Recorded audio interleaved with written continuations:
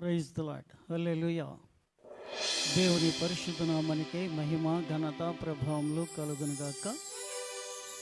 ప్రేమైనటువంటి దేవుని బిడ్డలకు మన ప్రభువును రక్షకుడైన యేసుక్రీస్తు వారి శుభనామంలో పునరుద్ధాన దిన ఆరాధనా క్రమంలో మీ అందరినీ ప్రేమపూర్వకంగా లైవ్లోకి ఆహ్వానిస్తూ ఉన్నాం.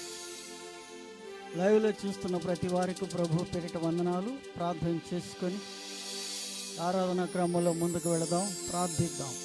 అందరూ ప్రార్థనలో ఏకీభవించండి. మహాపరిశుద్ధుడా, ప్రేమమయుడా, సర్వశక్తి కలిగినటువంటి ప్రియ పరలోకపు తండ్రి, మా యేసు ప్రభువా, మీ పరిశుద్ధ నామమునకు స్తోత్రాలు. అపారమైన మీ ప్రేమ కృపను బట్టి మీ పాదాలు పట్టుకొని స్తుతిస్తూ ఉన్నాము. ఈ సమయంలో ఈ స్థలంలో జరుగుతున్నటువంటి ఈ యొక్క ఆరాధనా క్రమాన్ని బట్టి ప్రభువా, మీ పాదాలు పట్టుకొని స్తుతిస్తూ ఉన్నాము. దేశంలో కరోనా వైరస్ విజృంభించి ఉండగా ప్రభువా, ప్రభుత్వం వారి నిబంధనల మేరకు మందిరములో లాక్డౌన్ సందర్భంగా ఆయన దైవ సేవకునిగా మీ సన్నిధిలో ప్రార్థిస్తూ ఉన్నాను. సమయాన్ని మీరు దర్శించండి. ఈ ఆరాధన క్రమం ఆది అంతా మీరే మీ మహిమ కొరకు దీవించండి ప్రభువా. ఈ కార్యక్రమం చూస్తున్న ప్రతి బిడ్డను దీవించి ఆశీర్వదించమని సమస్త ఘనత మహిమ ప్రభావం మీకే ఆరోపిస్తూ యేసు పరిశుద్ధ నామములో ప్రార్థిస్తున్నావు తండ్రి. ఆమేన్, ఆమేన్. మంచిది. ఈ సమయంలో ఒక పాట పాడుకొని కార్యక్రమంలోనికి ముందుకు సాగిపోదాం. ఒక పాట పాడుకుందాం. అడవి వృక్షములలో జల్దరు వృక్షం ఎట్లున్నదో అనే పాట పాడుకొని ప్రభునామాన్ని ఘనపరుచుకుందాం. అడవి వృక్షములలో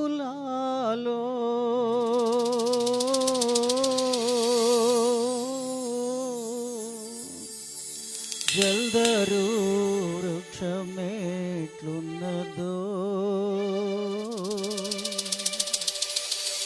పరిశుద్ధుల మధ్యలో అతి శ్రేష్ఠుడైన ప్రియుని పడేదా నాదు ప్రియుని జీవకాలమెలా అరయ్యా యాత్రతో పాడెదను, ఏ కృతజ్ఞతతో పాడెదను. అడవి వృక్షములలో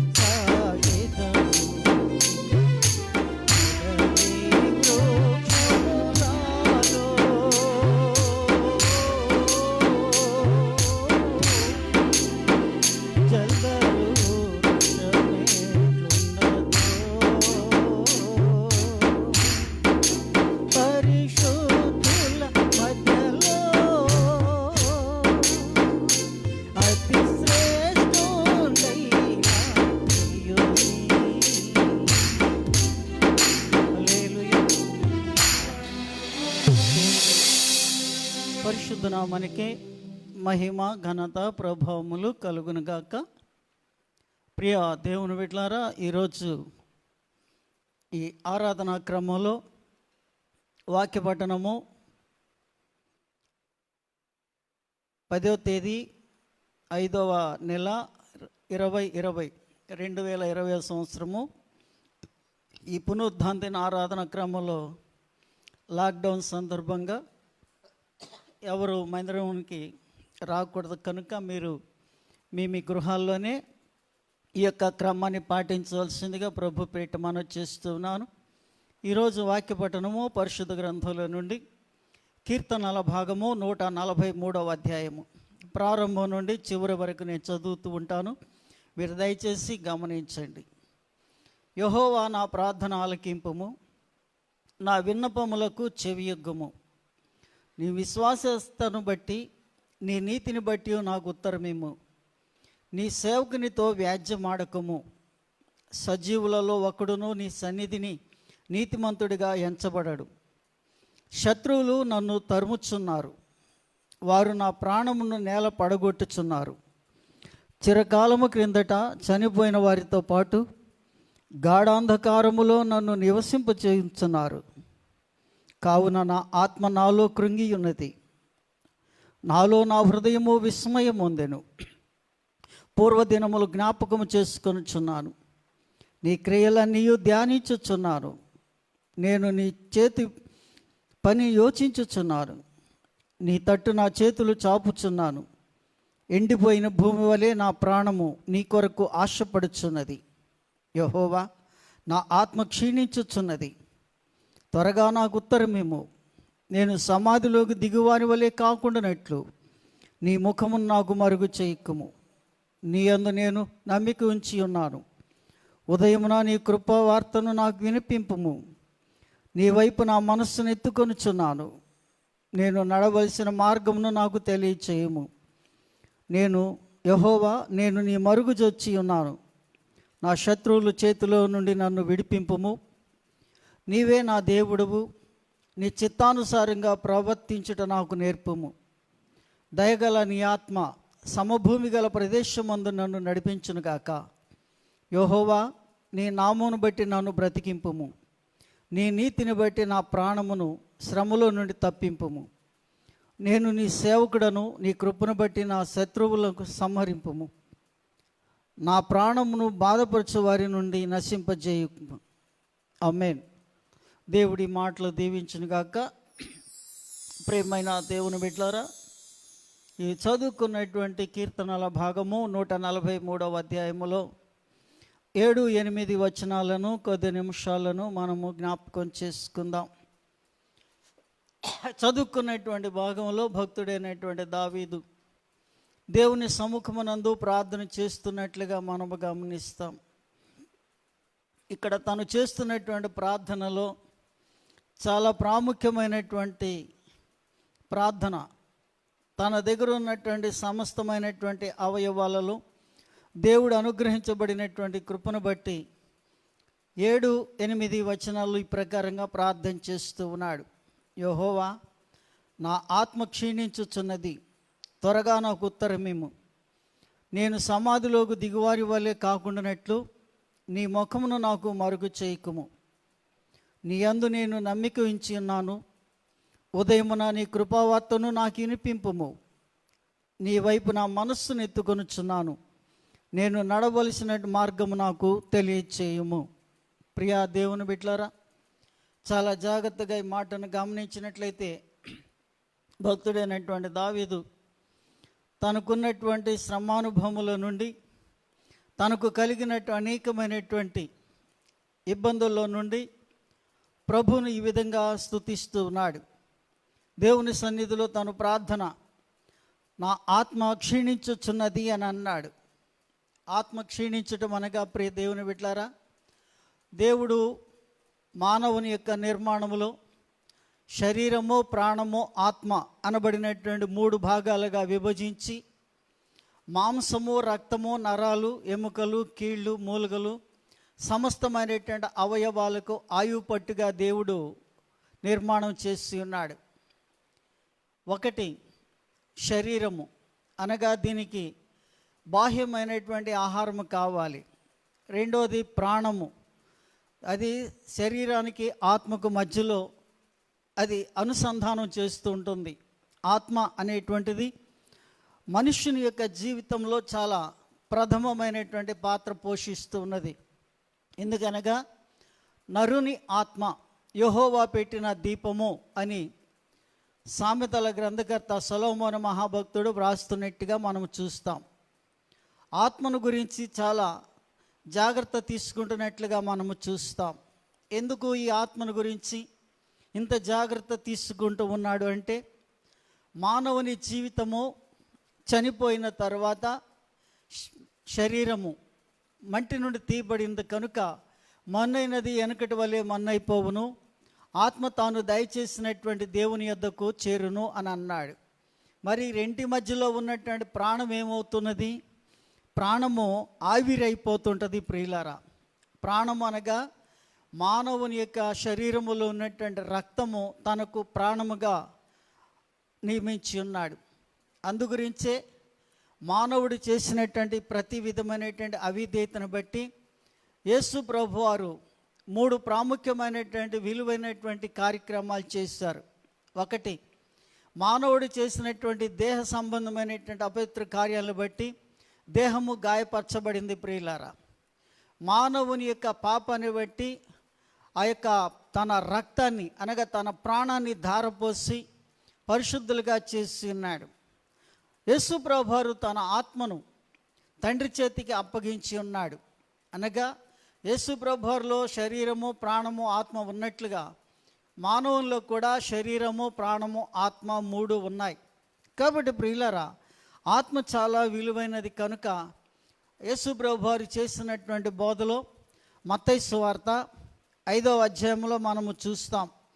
మత్తయి సువార్త 5వ అధ్యాయంలో యేసు ప్రభువారు కొండ మీద చేసినటువంటి ప్రసంగంలో ఆయన నోరు తెరిచి ఇలాగూ బోధింపసాగాను అని మనం చూస్తాం. చూడండి, మత్తయి సువార్త 5వ అధ్యాయంలో 2వ వచనం నుండి మనం కొన్ని మాటలు చూసినట్లయితే, అప్పుడు ఆయన నోరు తెరిచి ఇలాగ బోధింపసాగాను, ఆత్మ విషయమై దీనులైన వారు ధన్యులు, పరలోక రాజ్యము వారిది అని అన్నాడు. అంటే యేసు ప్రభువారు నోరు విప్పి మాట్లాడగానే మొట్టమొదటి మాట ఆత్మ విషయం గురించి మాట్లాడుతూ ఉన్నాడు.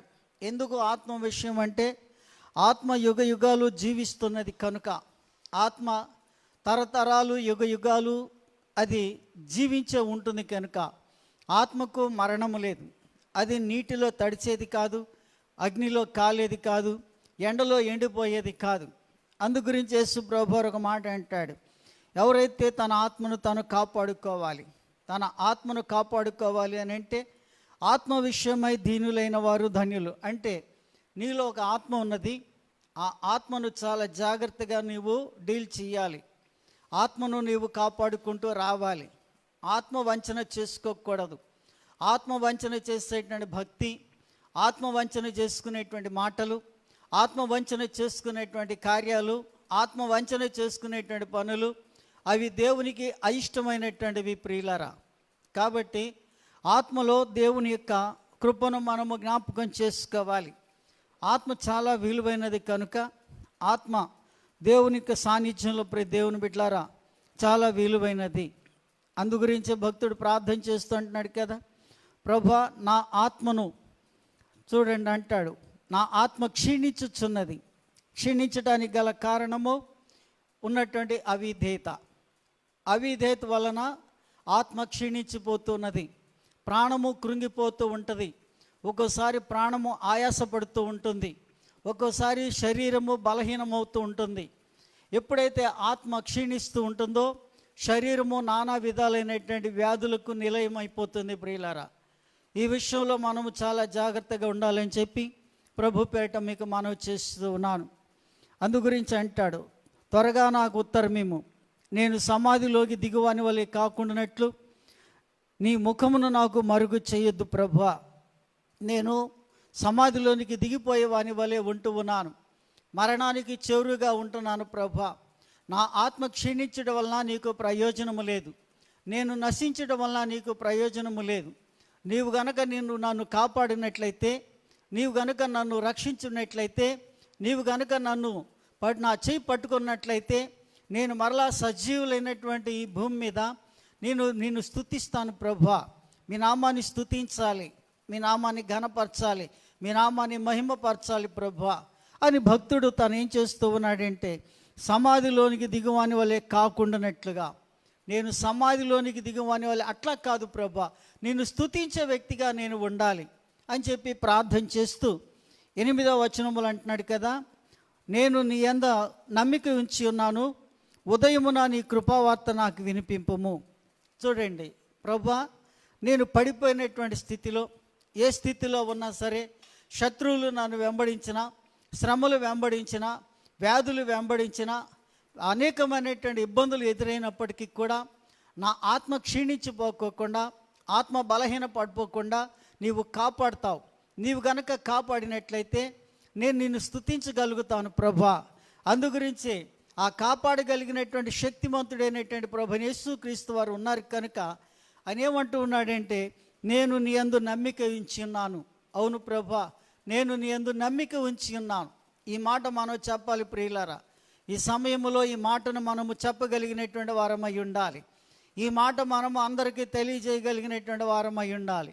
అవును, నా ఆత్మ క్షీణించినప్పుడు, నా శరీరము బలహీనమైనప్పుడు, నా ఆత్మీయస్థితి దిగజారిపోకుండా, వ్యాధి బాధలతో కృంగబడి మ్రొత్తబడుతున్నప్పుడు కూడా నేను క్షీణించిపోకుండా, దిగజారిపోకుండా దేవుని యందు నమ్మిక ఉంచి, ఆ నమ్మకమైనటువంటి దేవుని ఆరాధించడానికి, స్తుతించడానికి కావలసినటువంటి కృపను దయచేయమని ప్రార్థన చేస్తూ అంటున్నాడు కదా, ఉదయమున నీ కృపావార్త నాకు వినిపింపు. నేను నమ్మిక ఉంచినాను ప్రభా. ఈరోజు ఉదయమున నేనేమి చెయ్యాలి? నేను బలహీనుని కాకుండా ఉండాలంటే ఏమి చెయ్యాలి? నా ఆత్మ కృషించిపోకుండా ఉండాలంటే ఏం చెయ్యాలి? నా శరీరం బలహీనం కాకుండా ఉండాలంటే నేనేం చెయ్యాలి? నేను నిన్ను ఘనపరచాలి, నేను నిన్ను మహిమపరచాలి. కనుక ప్రభా, ఈ ఉదయమున నీ కృపావార్త నాకు వినిపించు, నీ మాటలు నాకు వినిపించు ప్రభా. నీ కృపా సత్యమును బట్టి నాతో నీవు మాట్లాడు. నేను నడవలసినటువంటి త్రోవలు నాకు బోధించు. నీ వైపు నా మనసు ఎత్తుకొనుచున్నాను ప్రభా. నేను నడవలసిన మార్గమును నాకు తెలియచేయండి. ఈ ఉదయకాల సమయంలో ప్రియ దేవుని బిడ్డలారా, రాత్రి సుఖమైన నిద్ర ప్రభువు ఇచ్చాడు మనకు, మంచిది. దేవుని కృపను బట్టి ప్రభువును స్తుతిస్తూ ఉన్నాం. ఈరోజు ఉదయకాల సమయమున ఏకుజామున ఎంతమంది ప్రభువును స్తుతించాం? ఎంతమంది మనం ప్రభువును ఘనపరుచుకొని ఉన్నాం? పడకల మీద ఉండగానే మీరు ఆయనను గురించి స్తుతించండి అని చెప్పి వ్రాయబడి ఉన్నది. ప్రియ దేవుని బిడ్డలారా, చాలా జాగ్రత్తగా గమనించాలి. దేవుని వాక్యం ఏం చెప్తూ ఉన్నదంటే, నేను నడవలసినటువంటి మార్గం నాకు తెలియచేయి ప్రభా. ఈ ఉదయకాల సమయంలో నేనేమి చెయ్యాలి? నేను ఏ మార్గంలో నడవాలి? నా యొక్క పరిస్థితి ఏమిటి? నేను ఎవరి దగ్గర ఎట్లాగా ఉండాలి అనేటువంటి ఆలోచన జ్ఞానాన్ని నాకు దయచేయమని ప్రార్థిస్తూ ఉన్నాడు. ఇదే ప్రార్థన భక్త సింగ్ గారు చేసేవాడు. అంటే ఉదయకాల సమయంలో వేకుజామునే లేచి ప్రభు సాన్నిధ్యంలో మోకరించి, ప్రభా, ఈ ఉదయకాల రాత్రి అంతా కాచి కాపాడి ఉన్నావు, సజీవ లెక్కలో ఉంచావు ప్రభా, మరి ఒక ఉదయాన్ని ఇచ్చావు ప్రభా. ఈ ఉదయం నుండి సాయంత్రం వరకు నేను అనేకమైనటువంటి స్థలాల్లో తిరుగుతూ ఉంటాను, అనేకమైనటువంటి ప్రాంతాల్లో తిరుగుతూ ఉంటాను ప్రభా. ఎక్కడ ఎట్లా మాట్లాడాలో, ఏ విధంగా మాట్లాడాలో, ఎవరితో ఎలా ఉండాలో నాకు నేర్పించమని ప్రభు సాన్నిధ్యంలో ప్రార్థన చేసేవాడు. అలాగే ప్రియ దేవుని బిడ్డలారా, భక్తుల యొక్క మార్గంలో మనము కూడా దేవుని సన్నిధిలో స్తుతించి మనం నడవలసినటువంటి మార్గములు మనకు నేర్పించమని ప్రభువుని అడగాలి. ప్రభు మనల్ని అడిగితే కావలసినంత కృపను దయచేసేటువంటి దేవుడు. దేవుని పరిశుద్ధ నామానికి మహిమ కలుగును గాక.